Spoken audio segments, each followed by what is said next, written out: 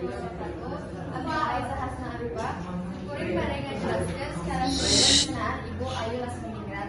Nami lengkapna nyaeta Raden Ayu Lasminingrat. Lahir di Kabupaten Garut tahun 1840.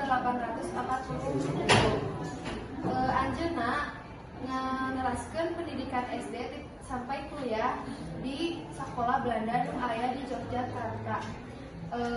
Ayu Lasminingrat ngagaduhan kecerdasan anu luar biasa. Anjeunna menangkeun karir salaku sastra Sunda sareng ngadirikeun sakola kautamaan gede.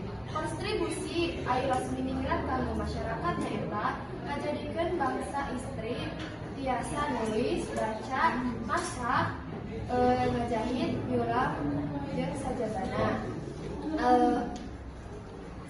Nilai luhur anu digaduhan ku Lasminingrat nyaeta mahir dina baca tulis sastra Sunda sareng mahir dina nggunakeun bahasa Belanda.